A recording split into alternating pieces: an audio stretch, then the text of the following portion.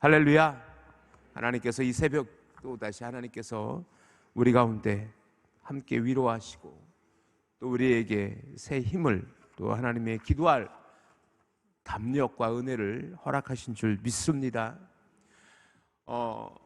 특별 새벽 기도를 진행하면서 제가 하루에 한 장씩 느헤미야를 나누다 보니까 제가 시간적인 한계도 있고 또 그런 버거움이 있습니다. 그래서 느헤미야를 아주 자세하게 우리가 보지 못하는 부분도 있어요. 굉장히 중요한 부분만 제가 발췌해서 그렇게 또 하나님의 은혜를 나누며 느헤미야의 이야기를 이어나가고 있습니다. 느헤미야는 우리가 이제껏 우리가 봐왔던 것처럼 무너진 성벽, 예루살렘의 무너진 성벽으로 인하여 고통당하는 그 고국에 있는 이들을 위해 울며 불며 기도했던 그 당시 바벨론 포로 이후 바벨론을 멸망하고 페르시아가 다시 세력을 잡으며 지금은 페르시아 바사 왕국의 술 맡은 관원장, 술관원이었었어요. 근데 주목해야 될 것은 뭐냐면 그는 여전히 그의 고국 예루살렘을 향한 간절한 기대가 그리고 그 고국에 대한 늘 가슴의 한켠에 쌓아두고 있는 그런 짐들처럼 늘 예루살렘을 그리워했고 그때 하나냐라는 그의 형제로 인해서 고국의 소식을 듣고 그렇게 기도했던 겁니다. 그런데 기도만 한 건 절대로 아니에요. 그는 치밀하게 그 예루살렘 성벽 재건을 위해서 계획했고 그리고 그 계획된 대로 그 일들을 이루어 갔습니다. 어제 우리가 함께 보았던 것처럼 그 성벽은 52일 만에 중수되어집니다. 다시 개축되고 보수되어 세워집니다. 이것이 느헤미야의 놀라운 은혜였고 그 사명 감당함에 있어서 그에게 있어서는 놀라운 리더십의 모습을 보여줄 수 있는 그리고 그 모든 것이 하나님의 은혜였음을 고백하는 느헤미야. 그런데 그것이 그렇게 쉽게 모든 것이 해결되어지진 않았다라는 것입니다. 중간중간 우리가 지금 4장까지 오면서 중간중간 산발랏이라는 이름, 도비아라는 이름, 게셈이라는 이름을 우리가 직접 읽거나 혹은 스쳐 지나왔어요. 무슨 얘기냐면 모든 일이 순조로워 쓰면 좋았을 텐데 결코 그렇지 않았다라는 거예요. 위기가 있어요. 위기가 있고 또 그 내부적인 위기와 외부적인 갈등의 문제들이 그 느헤미야에게도 여전히 존재하고 있다라는 것입니다. 여러분 기억하십시오. 모든 일이 순적하게 되어지기를 원하지만 우리의 삶이 우리의 인생이 모든 걸림돌 없이 순적하게 모든 일이 행하여질 거라는 생각은 거의 우리의 예상을 빗나가는 결론으로 이르게 됩니다. 언제나 우리의 삶에는 예상치 못한 걸림돌이 있고 생각지 못한 위기를 우리는 맞게 되어집니다. 이미 위기회라는 단어를 여러분이 알고 있듯이 위험과 기회라는 뜻을 같이 가지고 있죠. 그런데 이 위기를 어떻게 해결하느냐, 어떻게 그것을 돌파하느냐가 성공의 척도가 되어진다라는 것쯤은 여러분 이미 다 잘 알고 계세요. 오늘 그러면 저는 여러분과 함께 이 위기를 어떻게 극복할 것인가에 대한 이야기를 함께 나누었으면 좋겠어요. 교회 사역을 할 때도 마찬가지고 여러분이 직장생활이든 사업이든 심지어 가정에서 자녀를 키우는 일조차도 끊임없는 위기와 생각지 못한 돌발 변수로 인해서 어려움을 겪게 됩니다. 저와 제 아내는 두 딸들과 함께 살지 않고 있죠. 벌써 큰아이와 둘째아이와 헤어져 산 지 6년, 7년째 됩니다. 큰아이는 고등학교 1학년 때부터, 둘째아이는 6학년 때부터 헤어져 살았어요. 인천에서 컸고 저희는 논산에서 그리고 이곳에서 사역하고 있습니다. 하나님께 늘 기도해요. 그 두 자녀를 하나님께서 지켜달라고. 그렇지만 뭐 언제나 늘 평범한 건 아닙니다. 그래서 제 아내가 종종 학교에서나 우리 딸들에게 전화가 오면 흠칫흠칫 놀랍니다. 왜냐하면 제 두 딸들도 여러분의 자녀와 똑같습니다. 좋은 일로 전화하는 일은 거의 없습니다. 좋은 일로, 기쁜 일로 전화하는 일은 그렇게 특별히 없어요. 전화하면 주로 좋지 못한 소식이 훨씬 더 많습니다. 아파서 전화하던, 용돈이 떨어졌다 전화하던, 큰애도 고등학교 과정에서 그랬고 둘째도 고등학교 과정에서 왜 이렇게 자퇴한다는 소리를 이렇게 쉽게 하는지, 전학 가고 싶다는 얘기를 그렇게 쉽게 하는지, 그런 어려움들이 있었어요. 그럴 때마다 또 기도하고 또 기도하고 그렇게 위기를 그렇게 또 벗어나기도 했었고, 또 제가 목회 사역을 하면서 부교육자 때도 마찬가지고 담임 사역을 하면서도 마찬가지입니다. 늘 은혜로워야 될 교회가 언제나 은혜롭지는 않더라고요.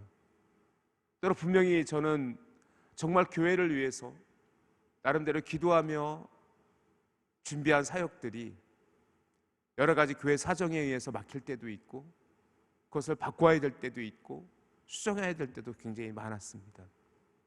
그럴 때마다 그것을 포기하거나 그것을 외면하는 것이 아니라 또 다른 방향으로 또 다른 계획을 가지고 하나님의 인도하심을 구할 때도 많았습니다. 이렇듯 언제나 우리에게는 모든 일이 다 순적한 것만은 아니에요. 때로 그것이 위기에 봉착하게 되고 어려움을 봉착하게도 되는데, 그것이 또한 하나님 왜 나를 내버려 두십니까? 라고 그렇게 우리가 또 기도하기도 하지만 그 속엔 또 하나님의 인도하심이 있고 또 하나님께서 그 속에 또 다른 하나님의 은혜가 있다라는 것도 저는 부정할 수 없습니다. 우리에게 위기가 있다라는 것은 말 그대로 기회가 온다는 것이고, 때로 우리에게 고난이 온다라는 것은 하나님께서 더 큰 축복을 예비하고 계심이라는 사실을 또한 우리가 반드시 기억해야 될 것입니다. 이 느헤미야도 마찬가지예요. 느헤미야도 지금 그의 모든 부귀영화를 지금 다 내려놓고 지금 예루살렘에 와 있어요. 그는 그 당시 최고의 세계 그 당시 가장 강대한 페르시아국의 바사 왕국의 술관원이었어요. 즉 왕의 오늘날로 말하면 비서실장과 같이 총리와 같은 역할을 했던 인물이에요. 자, 그런데 그에게 지금 예루살렘에서 예루살렘 성벽을 재건하는 과정에서 생각지도 못한 돌발 변수, 산발랏, 도비아, 게셈이라는 존재들입니다. 산발랏은 누구일까? 호론 사람이라고 성경에 기록되어져 있는데 아마 베토론이라고 에브라임 남쪽 지역의 그 베토른을 의미하는 것이다라고 주석학자들은 얘기하고 있습니다. 어쨌든 그 산발랏이라는 사람은 누구예요? 사마리아의 실제적인 총독이고 지배자였었어요. 사마리아 잘 알지요? 여러분이 그 갈릴리 호수 동쪽으로 그곳을 이야기하는 그 사마리아, 한때 북이스라엘의 수도이기도 했던 사마리아 지역의 총독이에요. 이미 우리는 솔로몬 이후 르호보암과 여로보암으로 인해서 남유다와 북유다가 갈려져 있고, 그렇기 때문에 사마리아는 늘 갈등 관계에 있는, 유대 민족 한 민족이지만 늘 갈등 관계에 있는, 그리고 그 북이스라엘은 뭐예요? 아수르의 멸망, 기원전 722년에 아수르에 멸망당하고 혼혈 정책으로 인하여 이방의 피가 섞인 후예들로 이야기되어져서 정통 유대인들에게는 이방인과 같은 취급을 받는 그런 갈등 관계에 있는 곳, 그것이 사마리아입니다. 그러니 그 사마리아 총독이었던 그 산발랏에게 느헤미야가 와서 성벽을 중수한다라는 것은 예루살렘 성벽을 다시 재건하여 그 힘을 키우겠다라고 보여지는 그런 일들 때문에 결코 편하진 않을 거예요. 산발랏 입장에서는 뭐예요? 갈등 관계에 있는 거예요. 그러니 뭐예요? 그것을 예루살렘 성벽을 재건하는 것에 쉽게 동의할 수 없는, 그래서 그는 끊임없이 도발하고 그리고 그 예루살렘 성벽을 재건하는 것을 막으려고 그렇게 최선을 다하는, 나름 최선을 다하는 그런 존재입니다. 느헤미야하고는 완전히 정반대에. 그래서 그 당시 어쨌든 예루살렘보다는 사마리아가 더 주도권을 갖고 있는 그런 세력일 거예요. 왜냐하면 예루살렘은 그렇게 성벽이 회파된 지 100년 가까이 지나왔기 때문에. 자, 이 상황에서 산발랏은 무엇이라 얘기하는지 한번 들어볼까요? 산발랏은 무엇이라고 했냐면, 저희가 성벽을 재건하느냐? 너네가 성벽 재건할 수 있을 것 같아? 되려 이렇게 얘기도 합니다. 우리 성경을 한번 찾아보시겠습니까? 우리 2장 19절 한번 보십시오. 제가 이미 2장은 봤지만 이 부분을 다 건너뛰고 왔어요. 이 1장 10절부터 이 산발랏의 이름은 계속 등장합니다. 1장 10절, 2장 19절 이런 식으로 계속 등장해요. 그리고 오늘도 등장하고요. 자, 2장 19절에 보면 호르 사람 산발랏과 종이었던 암몬 사람 도비아와 아라비아 사람 게셈이 이 말을 듣고 우리를 업신여기고 우리를 비웃어 이르되 너희가 하는 일이 무엇이냐? 너희가 왕을 배반하고자 하느냐? 무슨 얘기냐면, 그 당시 페르시아의 지배 아래에 있던 예루살렘, 그 당시 그 팔레스타인 지역의 그곳에서는 함부로 성벽을 쌓을 수 없었어요. 왜냐하면 성벽을 쌓는다라는 것은 뭐냐면 지배국가인 페르시아에 대한 도전으로 여겨졌기 때문에 그렇습니다. 그래서 도비아가 그렇게 비웃었던 겁니다. 자, 오늘 4장을 우리가 보는데 우리가 읽지는 않았지만 1절, 2절에는 이렇게 기록되어져 있어요. 산발랏이 우리가 성을 건축한 다음을 듣고 크게 분노하여 유다 사람들을 비웃으며 자기 형제들과 사마리아 군대 앞에서 이르되 말하되 이 미약한 유다 사람들이 하는 일이 무엇인가? 스스로 견고하게 하려는가? 제사를 드리려는가? 하루에를 마치려는가? 불탄 돌을 무더기에서 다시 일으키려는가 하고, 그렇게 그들의 하는 일들에 대해서 느헤미야의 그 예루살렘 성벽 재건의 문제를 신랄하게 비웃고 비아냥거리고 조롱합니다. 너희가 정말 할 수 있겠어? 너희가 그곳에서 너희가 여호와께 제사를 드릴 거야? 너희가 정말로 이 일을 마칠 수 있겠어? 그 흙 무더기 속에서. 왜냐하면 성벽은 무너진 지 거의 100년이 넘은 시간이 흘렀던 거예요. 그 무너진 성벽에 100년이 지나도록 회파되어져 있었어요. 그것이 흙 무더기처럼 보이고 있는 거예요. 그곳에서 그 당시 중수한다는 건 어떤 의미냐면, 그 당시에 무너졌던 돌들을 다시 끄집어내고 그 돌들을 다듬어서 다시 벽을 세워가는 게 성벽 재건이에요. 결코 쉬운 일은 아닙니다. 그런데 그 일을 하고 있음을 알고 조롱하고 무시하고 비아냥거리는 거예요. 그 옆에 도비아라는 인물이 더 가관입니다. 도비아는 오늘 성경에는 뭐라고 되어 있냐면 종이라는 표현을 씁니다. 신복이라는 표현을 씁니다. 도비아라는 인물은요, 이게 이렇게 표현하면 뭐하겠지만, 때르는 시어머니보다 미운 게 말리는 시누이라는 우리 옛날 속담이 있듯이, 그 산발랏의 종으로 표현되어져 있는, 신복으로 표현되어지는 참모 정도의 역할을 하는 인물이 도비아입니다. 도비아는 옆에서 뭐라고 그러냐면, 그들이 건축하는 돌 성벽은 여우가 올라가도 곧 무너지리라.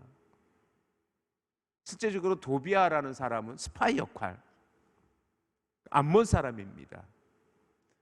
어쨌든 피가 섞인, 유대와 피가 섞인 암몬 족속의 사람이고, 약간은 좀 교활한 모습들로 비춰지고, 그래서 그 예루살렘에 있었던 일들을 정보를 취합해서 산발랏에게 보고하고, 그리고 헛소문을 퍼뜨려 유다 사람들을 그 마음으로 무너지게 하고, 그리고 굉장히 아주 지능적으로 거슬렸던 인물, 그런 사람이 바로 도비아라는 인물입니다.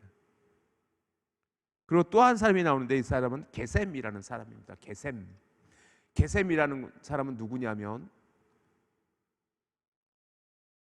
북이스라엘, 북애굽, 북이집트와 남유다 밑에 그 지역, 즉 뭐냐면 지도상으로 보면 사마리아는 북쪽에, 그 남쪽에는 게셈이라는 사람이 그렇게 팔레스타인 남쪽 지역을 관할했던 큰 지방의 영주 정도 되는 사람입니다.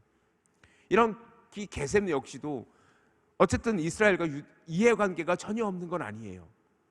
유다의 그 예루살렘 성벽이 재건되어져 그곳에 다시 그 이스라엘이 유대 민족이 힘을 얻게 되면 불편한 것은 맞아요. 그 게셈이란 사람이 그런 사람입니다.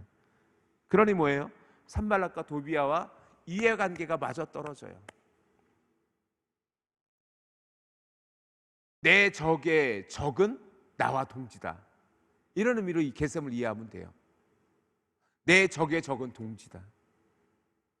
무슨 얘기죠?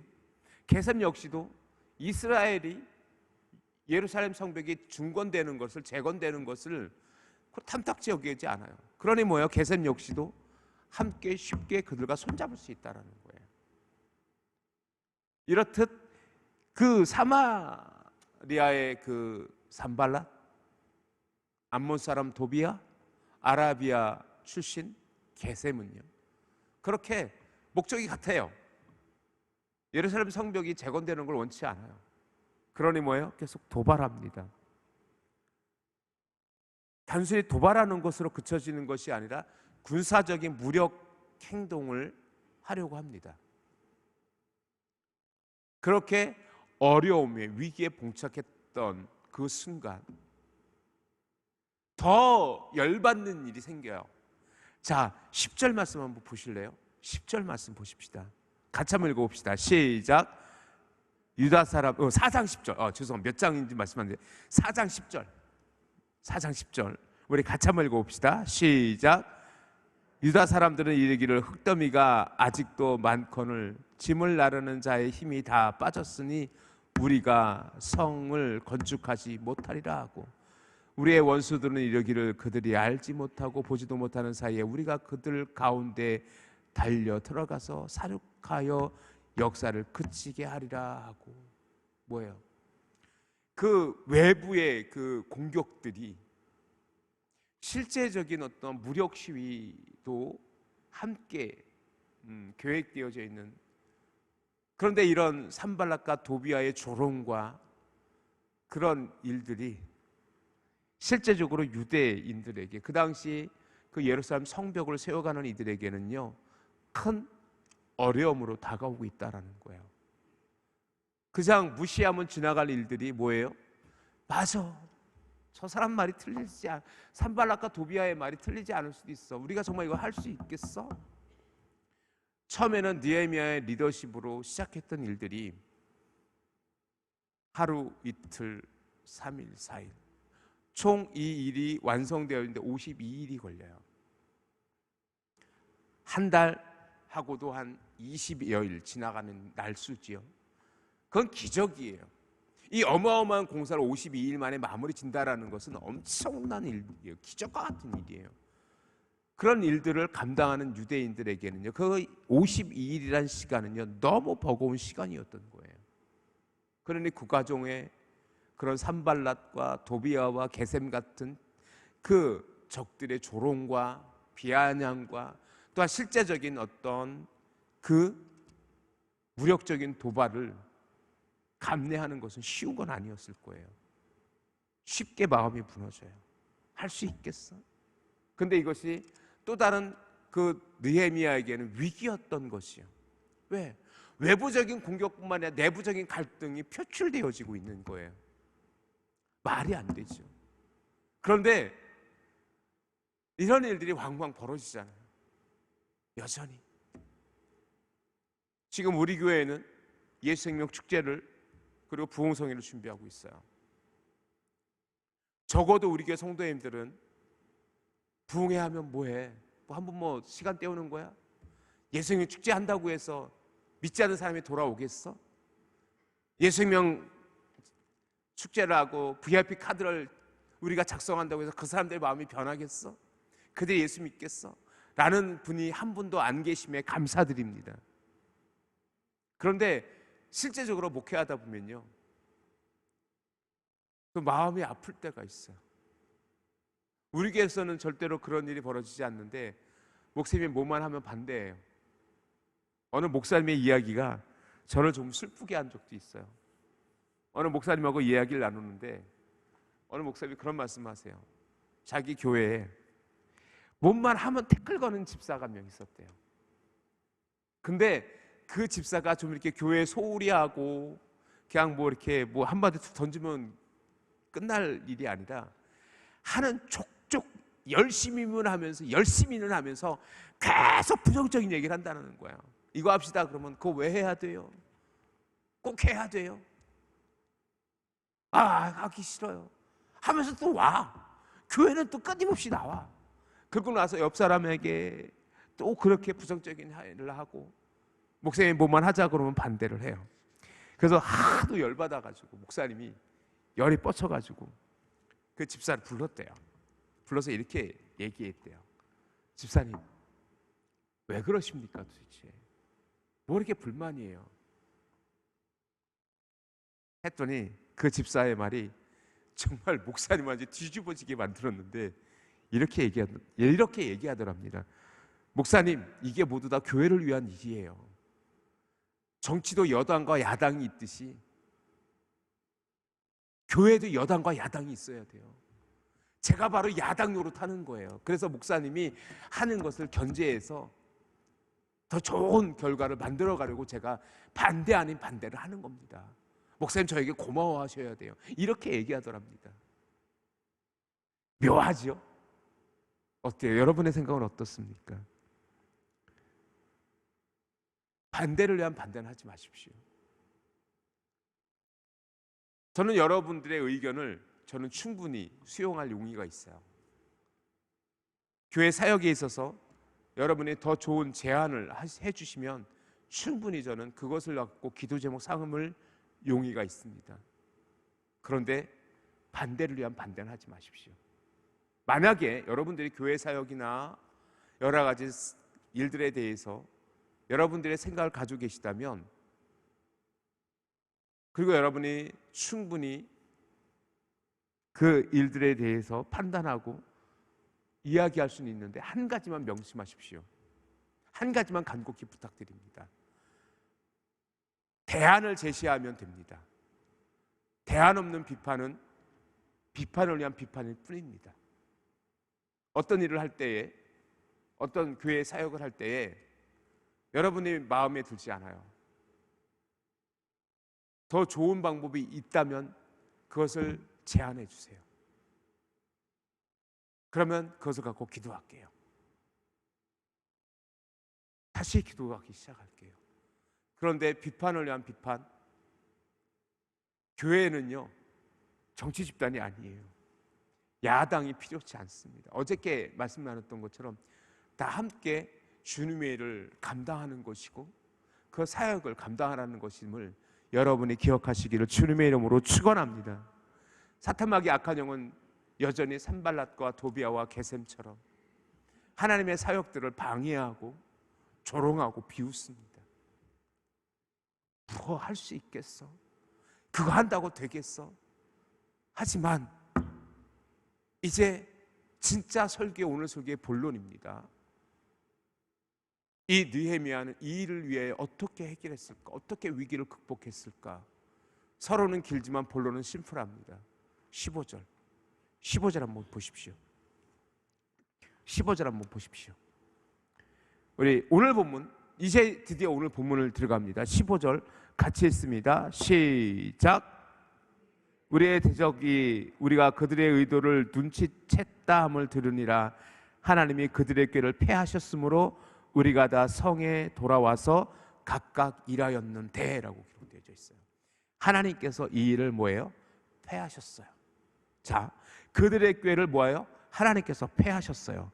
어떻게 그 일이 가능했습니까? 느헤미야 답은 4장 4절 5절, 우리가 읽지 않은 곳에 답이 있습니다. 느헤미야 4장 4절 5절 함께 보실까요? 같이 한번 읽어봅시다. 시작. 우리 하나님이여 들으시옵소서. 우리가 업신여김을 당하나이다. 원하건대 그들이 욕하는 것을 자기들의 머리에 돌리사 노략거리가 되어 이방에 사로잡히게 하시고, 5절. 주 앞에서 그들의 악을 덮어두지 마시며 그들의 죄를 도말하지 마옵소서. 그들이 건축하는 자 앞에서 주를 노하게 하였음이니이다 하고. 느헤미야는 뭐 하고 있습니까? 기도하고 있어요. 기도하고 있어요. 느헤미야는요, 느헤미야서를 잘 읽어보십시오. 어떤 일을 하려고 할 때마다 가장 먼저 했던 것이 기도하는 거였어요. 따라합시다. 기도가 답입니다. 다시 큰 소리로, 기도가 답입니다. 기억하십시오. 느헤미야는요, 굉장한 능력을 갖고 있는 사람입니다. 스스로 이 정도 문제는 쉽게 해결할 수 있는 사람이었었어요.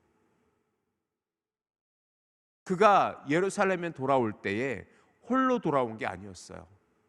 많은 건축 자재물과 함께 호위 군사를 동원해서 왔다고 합니다.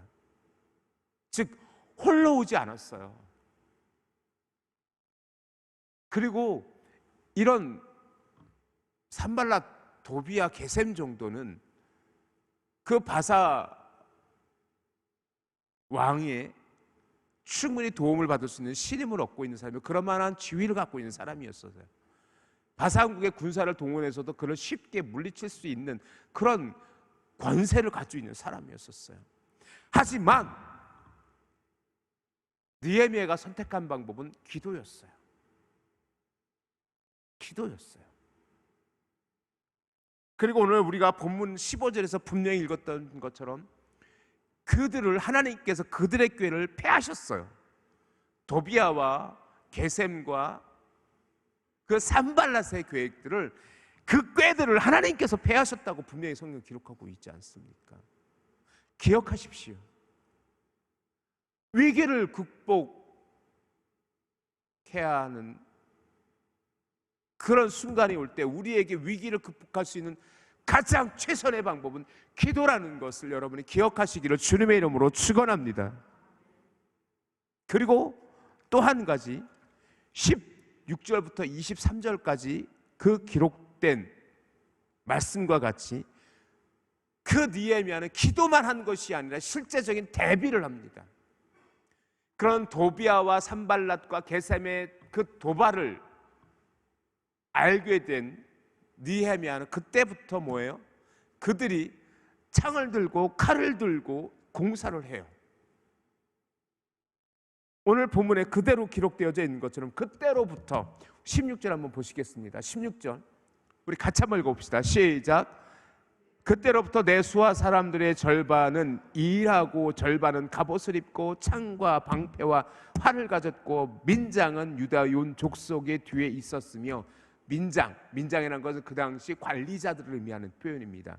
관리자들, 그들을 이끌어가는 중간 리더십들 정도를 민장이라는 표현을 쓰고 있어요. 그들로 하여금 무장하게 했어요. 그들이 어디로 가든 일할 때든 쉴 때든 그들은 뭐예요? 밤낮 없이 그것을 경계하고 밤잠을 설쳐가며 그들은 뭐예요? 무장한 채 그 공사를 진행하고 있다는 겁니다. 마지막 23절을 한번 잘 보시기 바랍니다.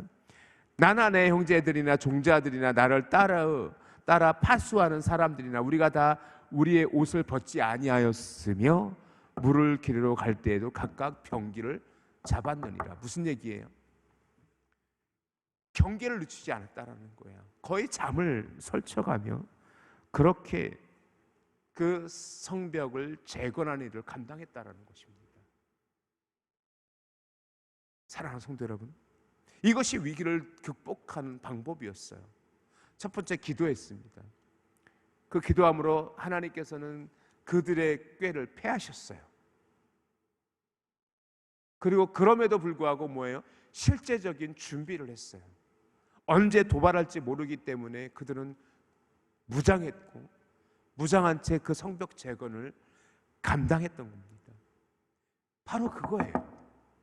우리에게 요구되어지는 삶은 바로 위기를 돌파하는 삶이고, 위기를 돌파하기 위해 실제적으로는 기도해야 되고, 그 위기를 해결하기 위해 실제적인 대안을 제시하고, 그렇게 하나님의 사명을 감당하는 것입니다. 쉽지 않아요. 기록되어져 있는 것은 밤낮을 가리지 않아요. 일하기도 버거운데 한 손에 칼을 들고 창을 들고 무장한 채 그들은 뭐예요? 병장기를 들고 그 일을 하고 있어요. 오늘 우리의 영적인 모습이 그러해야 됩니다.